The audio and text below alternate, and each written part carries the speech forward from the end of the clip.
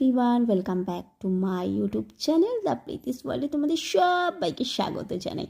তো সকাল সকাল তখন 6:30 বাজে আমরা চলে গেছি গঙ্গায় স্নান করতে, কারণ ভোরবেলা স্নান করাই ভালো, কারণ বেলা হলে অনেক ভিড় হবে, তখন স্নান করতে পারবো না। এর এখানকার ঘাটটা এত জঘন্য ছিল যে আমাদেরকে ঘুরে ঘুরে নামতে হচ্ছে, ভয় তো আমাদের হয়েই গেছে। তারপর স্নান টান করে এসে তাড়াতাড়ি করে শাড়ি ঠাড়ি পরে রেডি হয়ে গেলাম, আর একটু আয়নার সামনে দাঁড়িয়ে একটু ঢং ঢং করলাম। তারপরে বেরিয়ে গেছি, আর এখানে আমি ছিলাম, আমি আগে আগে যাচ্ছিলাম। তারপরে আমাকে ছোটন জিজ্ঞেস করছে কে কে আছে, সবাইকে দেখাবো? তো আমি বললাম হ্যাঁ হ্যাঁ দেখাও।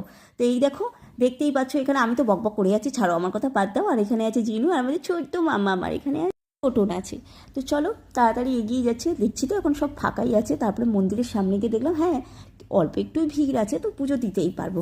কারণ বলো তো বেশি সন্ধেবেলা করে দিলে না প্রচুর লাইন পড়ে এইখানে, তখন বুঝে উঠতে পারি না যে শিবের মাথায় জল ঢালতে গিয়ে না অন্য কারোর মাথায় জলটা ঢেলে দিই, তাহলে তো আমার উপোস করাটাই বেকার হয়ে যাবে। আর এখানে দেখো সবাই দাঁড়িয়ে দাঁড়িয়ে জল ঢালছিল বলে আমার ভিডিওটা না ছোটন ভালো করে করতে পারিনি, তো যেটুখানি করেছি সেটুখানি তোমাদেরকে আমি শেয়ার করলাম।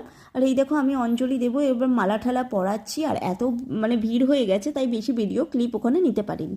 তো বাইরে এসে আর একটা শিব ঠাকুর ছিল, তো সেখানে আমি আরেকটু জল ঢাললাম।